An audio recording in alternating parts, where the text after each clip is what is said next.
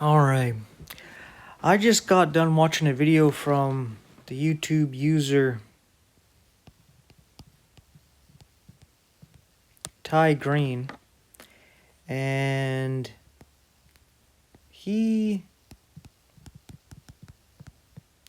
has a view that's pretty similar to Generation 2434 concerning these things right here that I'm going to get into here.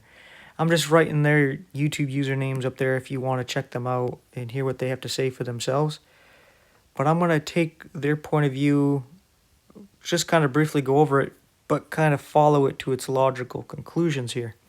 So what I have here is seven heads, right? And on the heads, 7 horns, and on the horns, 7 crowns. And then over here, I have a woman who is a harlot, and she rides the beast, so I have leashes around all these heads, right? And through looking at what they have to say about the interpretation of this, it's pretty interesting. It's interesting if you play it out. Now, I think I'll change the color a little bit here. So right here with the 10 horns and the 10 crowns, TyGreen was saying that this is BRICS, where it has 10 nations that are like true members of BRICS, right? They actually got some power in BRICS. But they also got 10, I guess, like sub-members. So he was looking at this as the 10 horns and 10 crowns, right? And it's interesting because he was saying the leopard-like beast is a tiger, which is the animal that represents India. It has the feet of a bear, and both Russia and China seem to be the foundation of BRICS. And they use a bear to represent their nations. And then you say a mouth of a lion. Iran uses a lion, right? And then they were saying that the harlot, this would be America.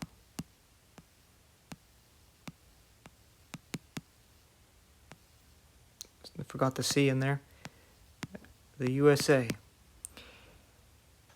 And this makes a lot of sense when you look at Christianity, for example, and how in America, all the Christian churches, all the denominations are 501c3 organizations. So they have joined with this state to get tax-exempt status when they don't have to do so. But when they join to the state, they have to preach a certain way on certain topics or not preach on them at all, right? Or else they lose their tax-exempt status. And the church has set up this agenda or project 2025, the 7 Mountain Mandate, right, which is kind of interesting. 7 Mountain Mandate, which gets into what TyGreen was saying. And they've mixed with the government through Donald Trump to mingle church and state because they want to bring in the kingdom of Christianity on the world, right? And this leads us to look at what those 7 heads are. Because with TyGreen, he was saying that these are the 7 continents, right? So you would have North America, South America, you'd have Europe, you'd have Africa, you'd have Asia, you'd have Australia, and you have Antarctica. We'll put Ant. Right? You got your 7 continents. And I always wondered why the Arctic, the North Pole, is not considered one. I don't know if it's considered something else or if it's part of North America or something. I'm not quite sure on that one. But we're not going to get into that. But if we take this to be the continents, which I'm not against doing this, I often looked at it the same way, right? 7 mountains. The continents are like mountains that come up out of the ocean. Kind of like a mountain goes up through the clouds. Continents come up through the water, right? So it was like, yeah, that makes sense to me, right? And America would be sitting on all of these, as America has embassies and or bases on every continent, even Antarctica, right? And this makes some sense. You know, they're the ones riding this beast as bricks. It's trying to break away from the woman, but America comes in there and has a proxy war going on with Russia through Ukraine, has actually physically attacked Iran, has put tariffs on China, and has threatened Brazil recently. I don't know if it was threatened with tariffs or threatened with something else, but, you know, there's these threats there. So the woman is sitting there trying to bring this beast under its control. It's riding this beast. And what's interesting is with Generation 2434, I'm in agreement with him here, is that Revelation 17:18 is actually at the time of the rapture. So the rapture happens right before this or right when this is happening. And I'm in agreement with that. We're at this stage where this has been set up. But I want to come back to these 7 mountains here, these 7 continents. If we're going to take this to be the continents, we are told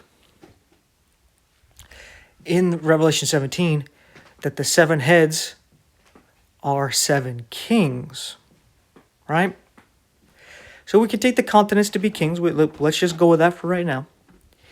And it says 5 are fallen, 1 is, and 1's yet to come.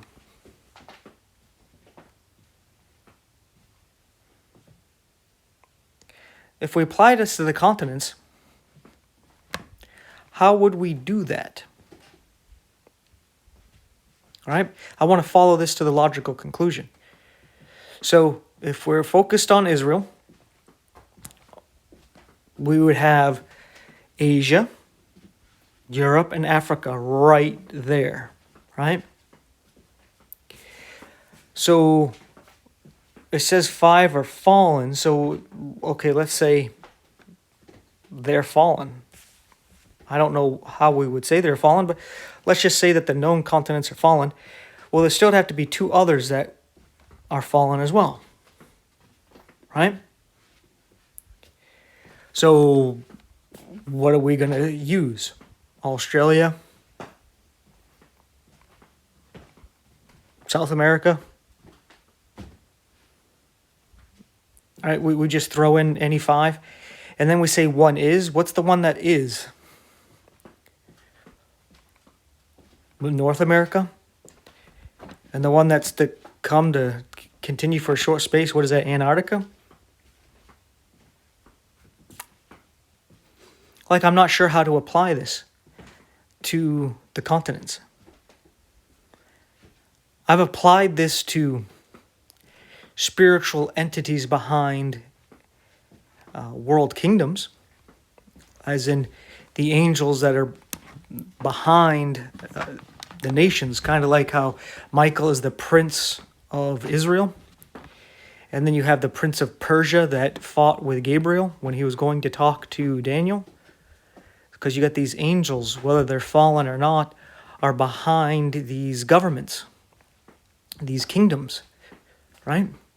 So when it says 5 is fallen, 1 is, and 1's yet to come to continue a short space, I can see it as these spiritual entities. But if we take it to be these continents,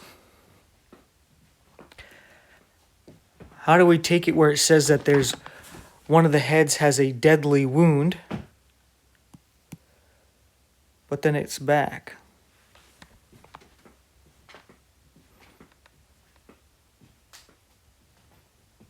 I'm gonna give an explanation here that is trying to see if this can fit. All right, and see if you can follow along with me here. So, let's take what TyGreen has said, and we'll take what Generation 2434 has said, and we'll say bricks are the 10 horns and the 10 kings.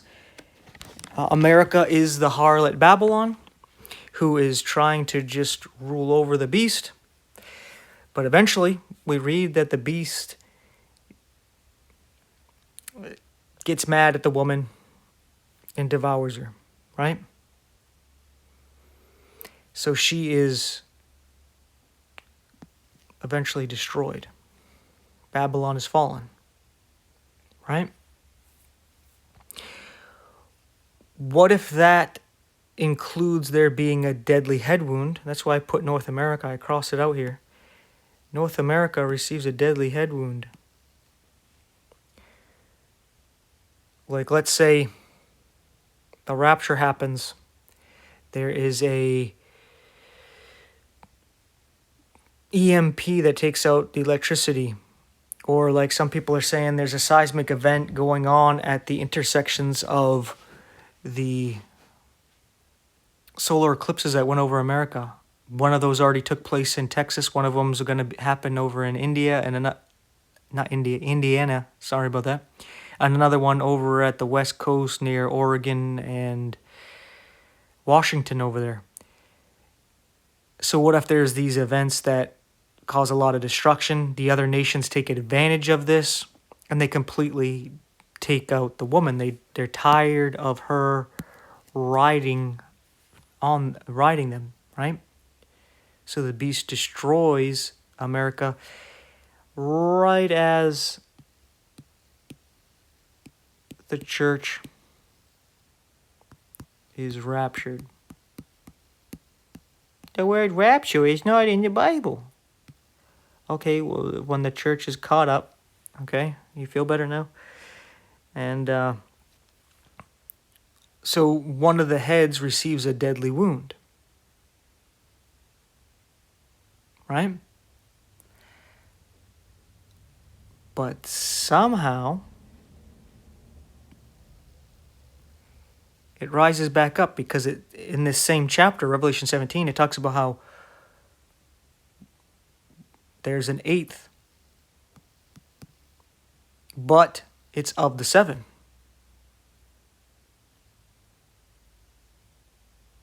And looks like it's going to be the one in charge.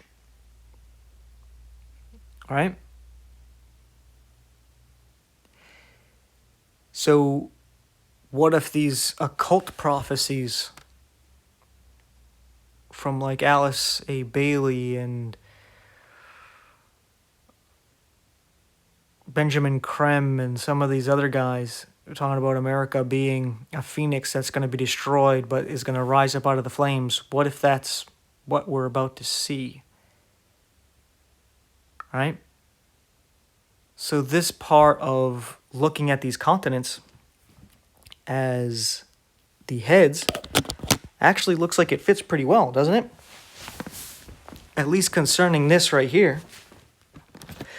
But then again, where it says 5 have fallen, one is yet to come, and then there's an 8th that's of the 7.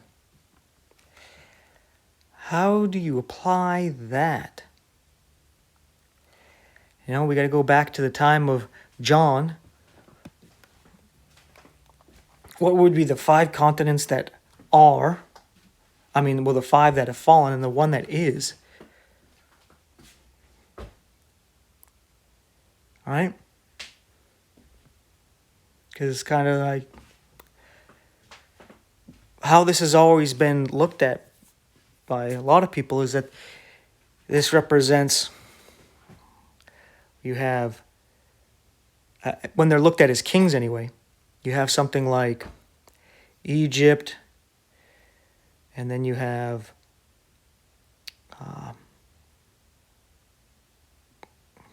Babylon, Medo-Persia, and then Greece, and then the one that is Rome, and then the one that is to come of the seven is one of those, mainly being Rome, being revived, or Rome as, what is it called? The Roman Catholic Church is the seventh, right? Or they look at it as even America as the seventh. And then something happens where one of them comes back, right? So, that makes a bit of sense, looking at it that way. But looking at this as the continents, and then calling them seven kings, and five have fallen, one's that come to pass for a short time, and then there's going to be an eighth that's of the seven. How do you apply that to the continents?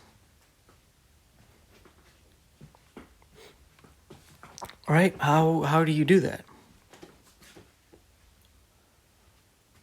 I'm trying to think of it to try to present it to you right here. And that's where it's kind of, there's a little bit of congestion, because it's like, this doesn't seem to fit too well, right? Because, again, we look at it from the point of view of Israel, where you have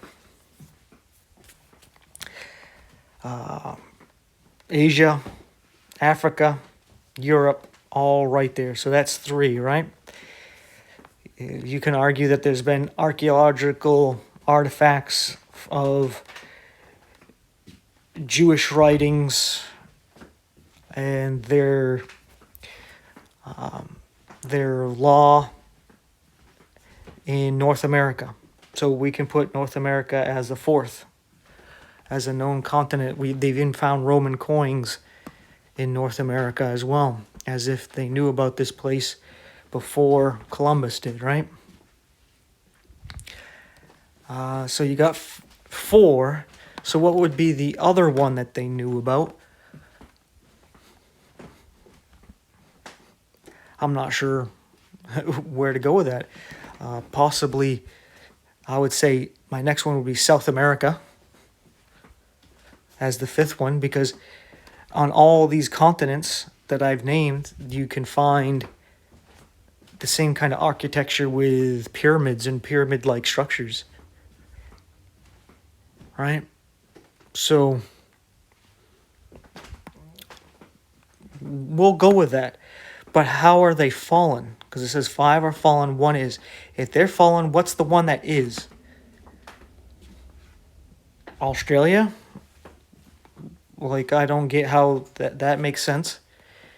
And that would mean that Antarctica is the one that is to then come about and continue for a short space.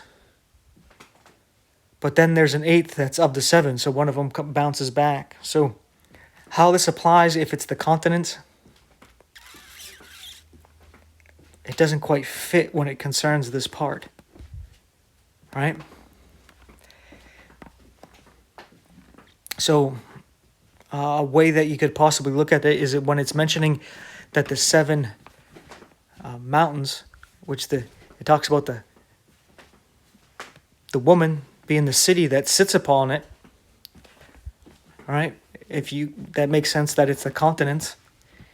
But if you're calling them kings, it's kind of weird that the seven kings have, again, 10 kings on top of them, right? Like, that's kind of weird, right? If you look at these, like what it says in Revelation 7 is that the seven heads are seven kings, and upon the heads there are 10 horns, which are 10 kings, right? So it's like there's kings on top of the kings. That's why when I looked at it, I was like, the seven kings, these are the spiritual kings, the fallen angels, right? And then there's the what we see in human form, we see 10 kings. We see 10 people, right, in those positions. All right, you follow? Make sense? So this all makes sense when you look at it that way. But it's this continent thing, which seems to make some sense because I think North America is going to get it pretty soon here. And that's why we had the eclipses warn us going over America. We're being judged, right? Because that's what this whole thing is that Babylon is coming to remembrance before God, and she's about to be judged, right? And what's very interesting is that you can kind of see a rapture in the beginning of Revelation 17, where God says, "Come out of her, my people, and be not partakers of her plagues." Right? So you can interpret that to say, God is saying, "Come up hither. I'm taking you out," and then sudden destruction, right? You can easily look at it like that. And then you have this destruction, and Revelation 17 and 18 actually starts the whole thing. That's how everything starts.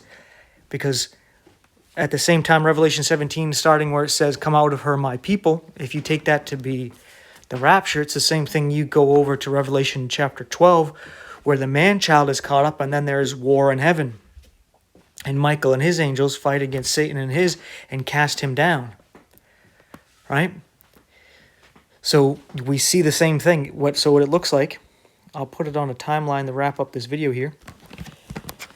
I'm going to try to thicken it up so you can see it. So what we would have is the woman who's a harlot be established. Oh, I hit the wrong pen there. My bad.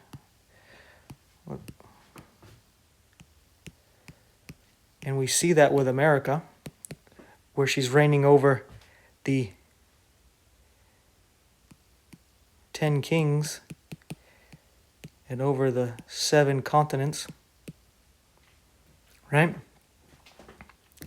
So we see that, and then there's going to be the come up here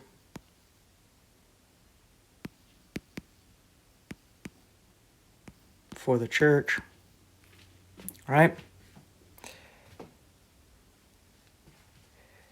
You get that? And then all of a sudden, there's, according to Revelation 12, there's war in heaven, and Satan is cast down.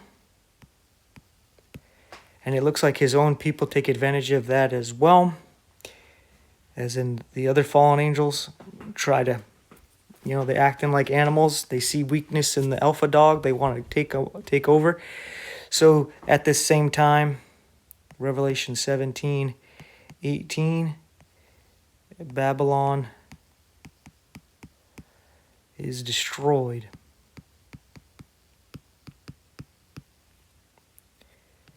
And then we have Revelation 6,